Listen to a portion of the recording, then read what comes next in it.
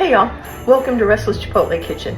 Today we are making cinnamon rolls. They are so good, they are so fluffy, and you will not believe how easy and delicious the glaze is. So let's get started.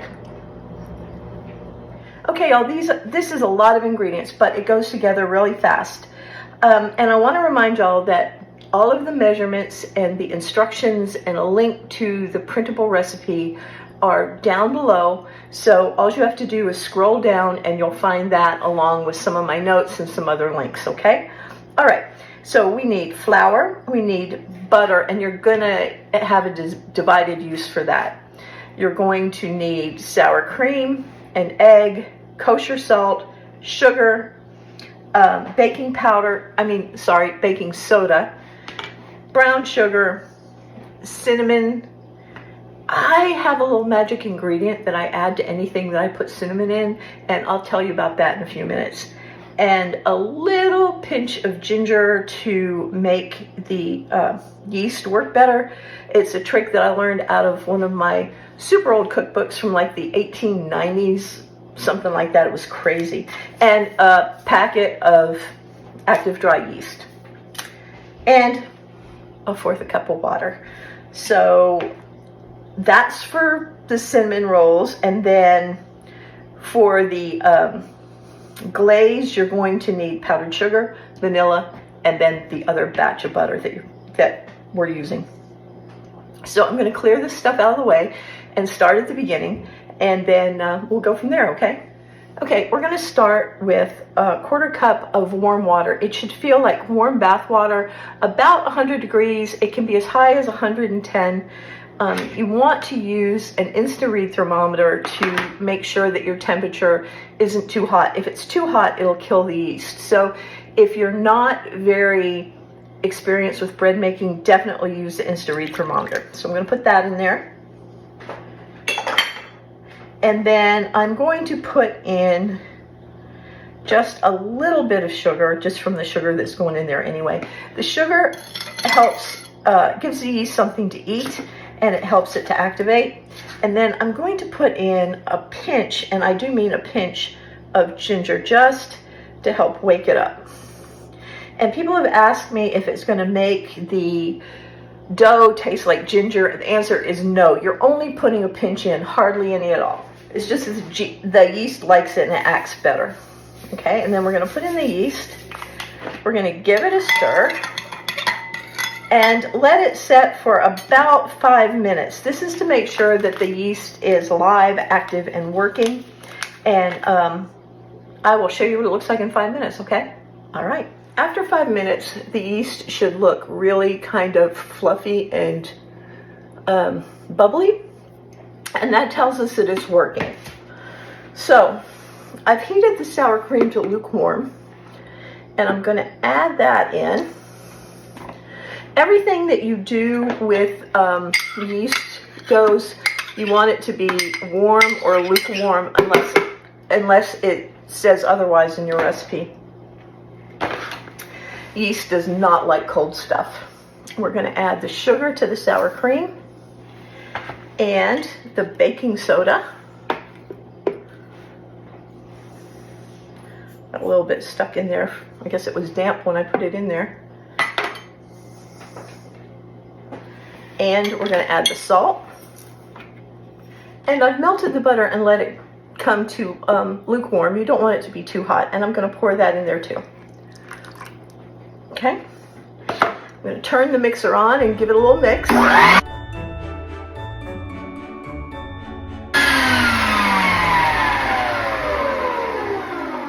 I know with most of my videos I use my KitchenAid, and KitchenAid will work fine for this. I've switched to this mixer because honestly it lets you see inside so much better. So that's why on that. We want to add the egg, and the egg needs to be warm room temperature. I usually put it in a little cup or bowl of hot water for about 5 minutes, or while I'm getting the rest of the ingredients together. And then we want to beat that up too.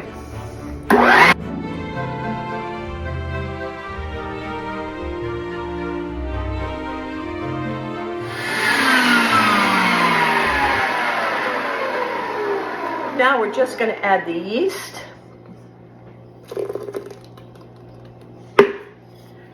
Make sure we get all of it in there and give that a stir.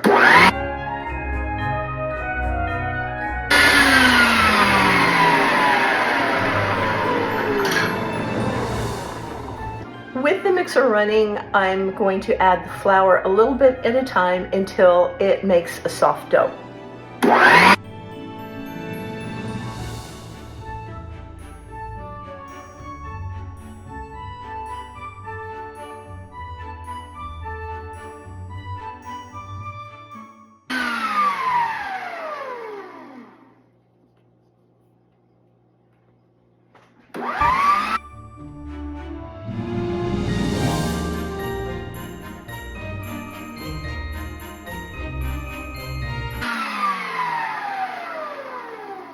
When it starts cleaning the bowl, and that means none is stuck to the side and none is stuck to the bottom. I don't know if you can see that or not, but see how clean the bottom and the sides are? Then I'm going to stop the mixer and I'm going to check and just see how sticky the dough is. Now this is going to be a slightly sticky dough because it's got sugar and egg and butter and everything in it. But, and we want it to be a little sticky because it's a sweet roll. But we don't want it so sticky that we can't work with it. And this feels just still a little sticky. So I'm going to put a little more flour in there and let it go just a little bit longer.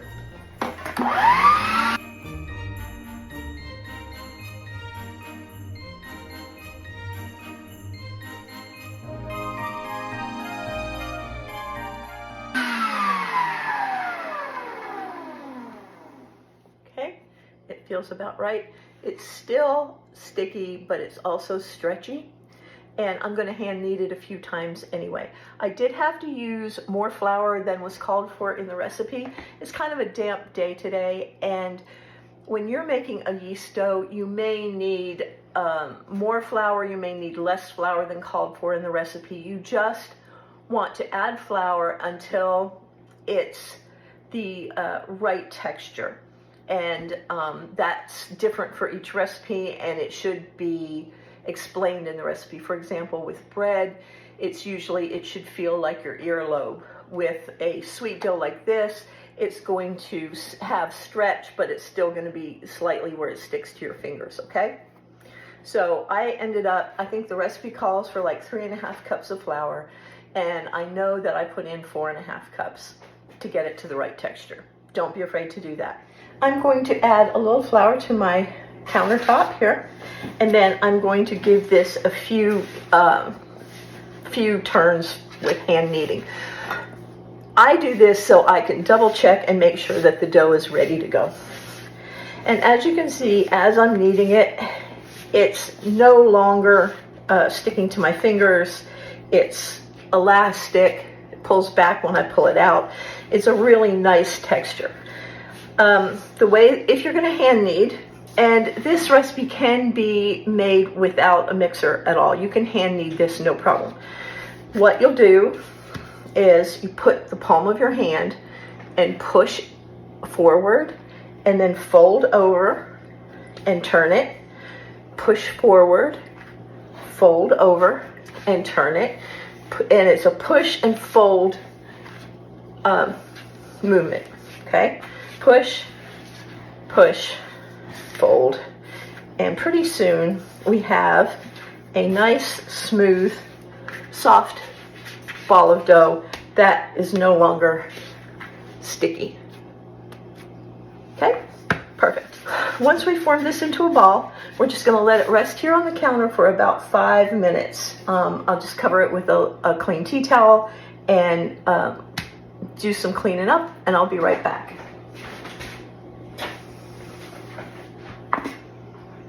The reason that we let the dough rest for 5 minutes is for it to relax a little bit so it's not quite so elastic, and it'll make it so much easier to roll out. In the meantime, I've put the brown sugar in a bowl. I'm going to add a tablespoon of cinnamon.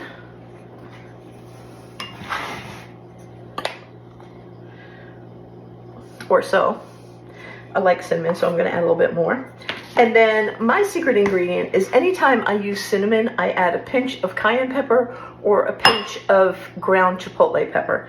It adds a little heat, kind of like Red Hots or any of that spicy cinnamon candy. And it'll be as spicy as you want it to be, just depending on how much you add. I literally only add maybe a 1/16 of a teaspoon, just a tiny, tiny bit. Give it a little flavor, extra flavor. And then we're going to mix that up really, really well.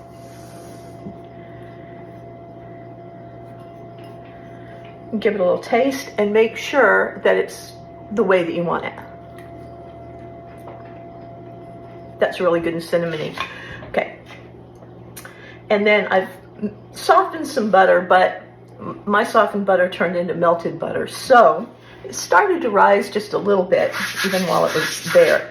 But what I'm going to do is I'm going to flatten it out. I'm going to flatten it out and roll it into about a 13 by 9 inch rectangle. And if it like pulls back every time you go to roll it out, then just let it sit for a few more minutes. It'll lose some of that elasticity and make it a lot easier. And you're going to have to pull it and keep shaping it into a rectangle. Or because it was a ball to begin with, it's going to keep trying to go into a round shape. I have a 13 by 9 inch pan right here, and I've even gotten it a little bit bigger than that. So we're going to call that good. Make sure the butter is not too hot, and then you're going to pour that on. If you didn't melt it all the way like I did, if you just have some nice softened butter, just rub it in. And we want to cover all surfaces with the butter. Okay, and now we're going to sprinkle with the brown sugar mixture. And honestly, if I go over this and I feel like I don't have enough, which right now I'm not sure that I have as much brown sugar as I want, I will double up on it. No reason not to.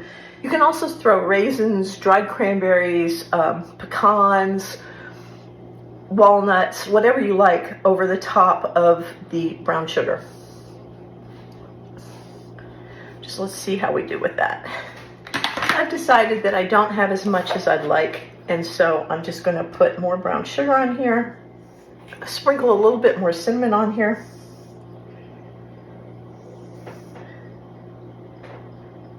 I won't put any more cayenne on there though. I think we have enough of that.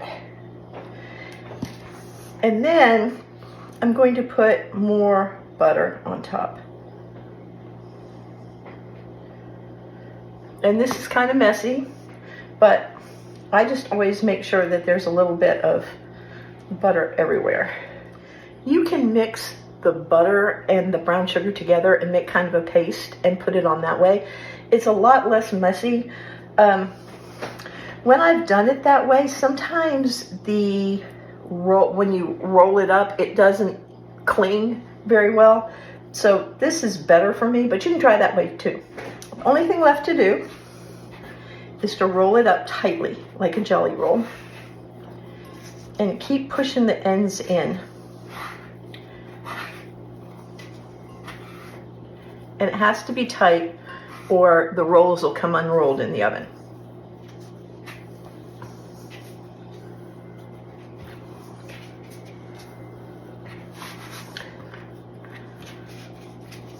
Okay, and then pinch the bottom to seal it. Like that. Roll it over and push the sides in so that they're even. And there we've got it. We're just ready to cut them. This is a little bit quicker than some of the recipes I have because they only rise once instead of twice. With my, I've probably got 4 or 5 cinnamon roll recipes on the blog. And with my other ones, for the most part, you have to let the dough rise before you shape it and then shape it and let the dough rise again. So this is a little quicker and a little easier. Now you just need to cut your rolls in even sizes as much as possible. And let me tell you, I'm not good at even sizes. If you've been watching very long, you know that. So there's one, and we're going to put it cut side down. Always put them cut side down. So this is the side that was cut. This is the side that was cut. Put it cut side down and just flatten it just a touch. And here's the second one. Cut side down. Isn't that a nice roll? Look at that. So pretty. Okay. And this 13 by 9 inch pan has been greased with butter, in case you can't tell. All right, one more.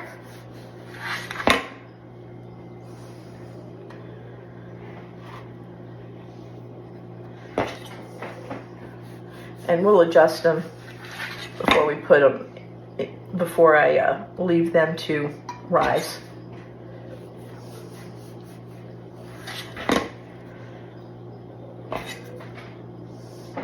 I don't think I'm going to get 12 out of this. I think I'm cutting them too thick. Maybe I'll get 9. This does make 12, but look how fat I made these. So there's that.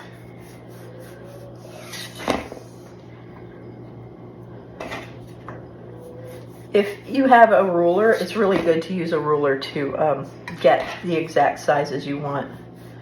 Okay, I'm going to get 11 out of them. This was a tiny one, but you know, it counts, it counts. So compare that one to that one, you'll see what I'm talking about. I think I'm going to cut this one too.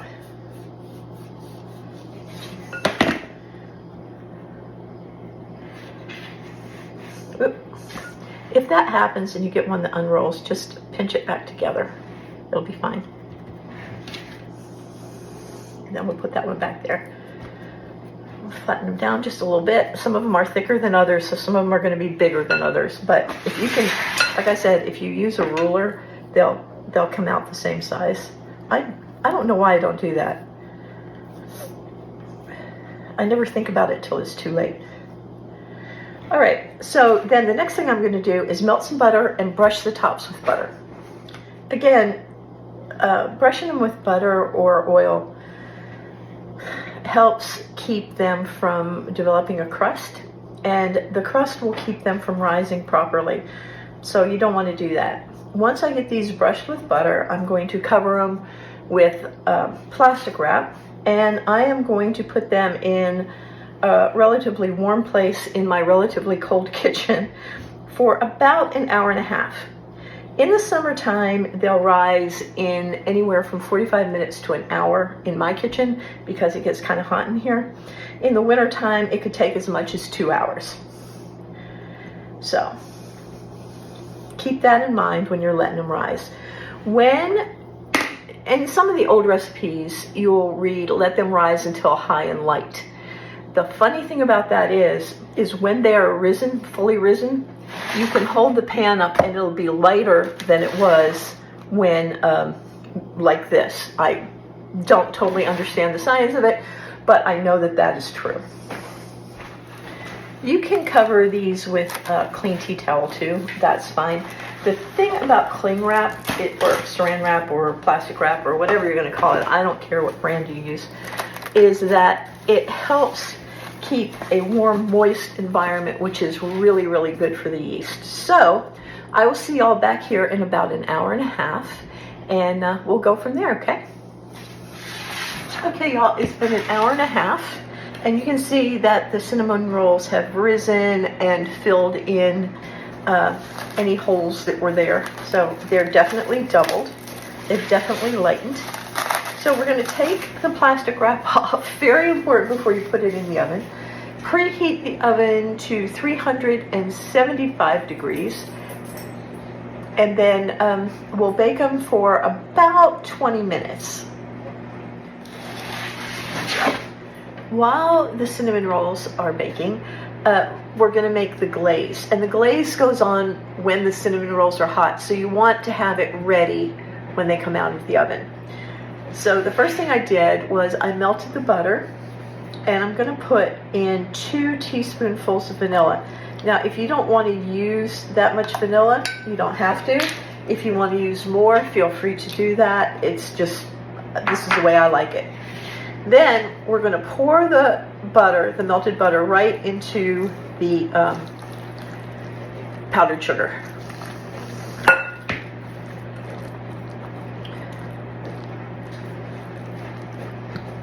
And just stir that in.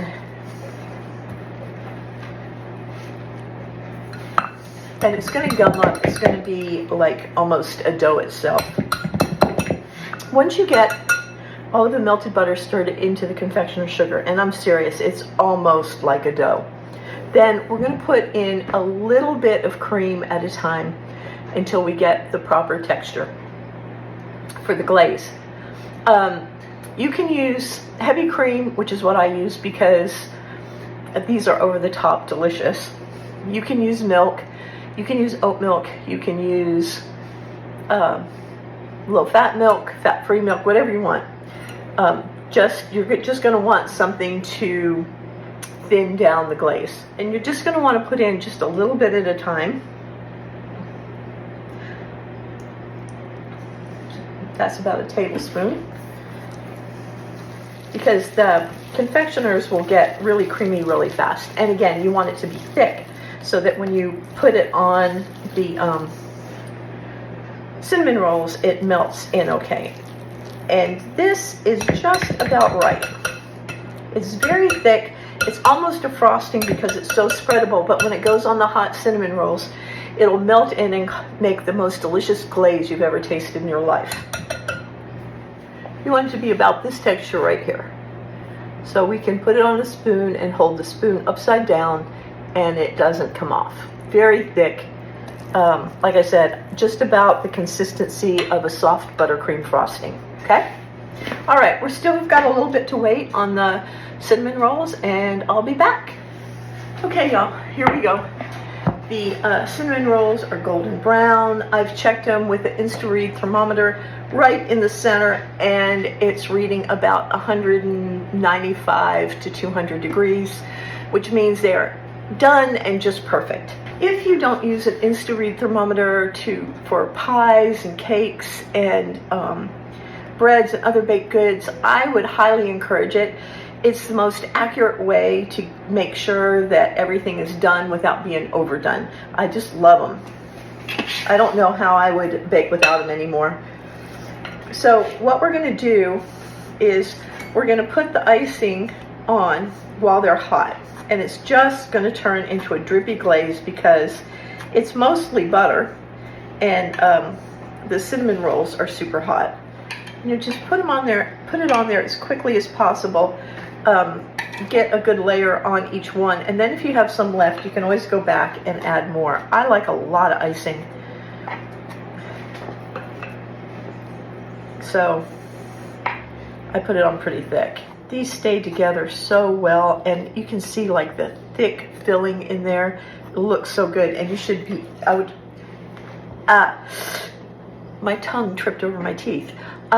And I wish you could smell the kitchen right now. It smells so good. So good. As the glaze cools, it gets kind of because it's melting in, it gets kind of a crust on it, a real thin, like brittle topping where the sugar has kind of cooked and caramelized. It's just so good. This is my favorite glaze for cinnamon rolls and cookies, actually.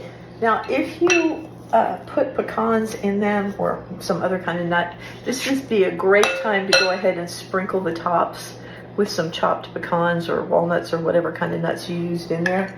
I didn't, so we're going to have them kind of plain, but you could.